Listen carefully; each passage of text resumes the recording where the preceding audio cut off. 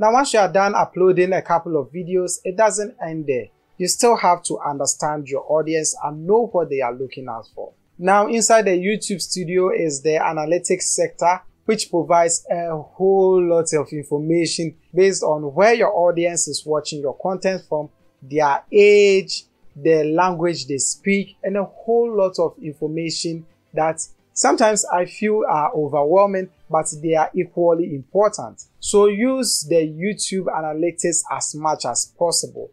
Go into each individual video, see which parts they stuck around to watch, see which parts they fell in love with, and if for some reason you decided to give a coupon code at the midsection of the video and you notice a spike, it means most of your audience are interested in watching videos based on coupon codes. So you can keep adding a few of them in your video right here and right there. It also means that they replayed that particular portion of the video, so you'll notice a spike in there. What you said or did at that particular section, you should keep on doing so and you gradually maintain them on your channel. Another thing is to pay attention to comments and feedback. Actively engage with your audience in the comment section.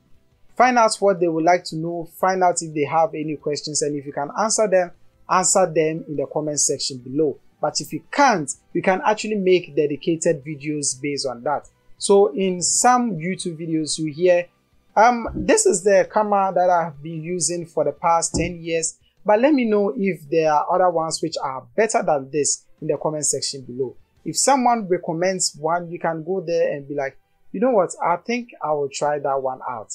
If you're able to purchase it, you can make a video about the new product you just bought. Similarly, if you made a video about this, but you only focus on the picture taking capabilities, and someone asks, what about video recording? How many frames does it record in? What is the frame size? All of that.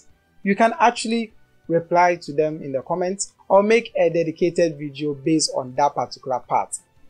We said humor is also important, so we have to have our personality also included in the videos. There are other sections like conducting surveys and polls in your community tab. So you can ask your audience, which more do you like to see videos about? Smartphones or cameras? Then from their reply, you know which exactly they are interested in watching more videos about. Then you make more videos based on what you get. The baseline here is to be as interactive as possible so that you don't appear to be a ghost who upload a video every once in a week and doesn't comment on any of them, doesn't leave a reply, doesn't make subsequent videos based on what your audience actually mean. Try to be as engaging as possible. Let us know that you are not a robot and you are actually a human being.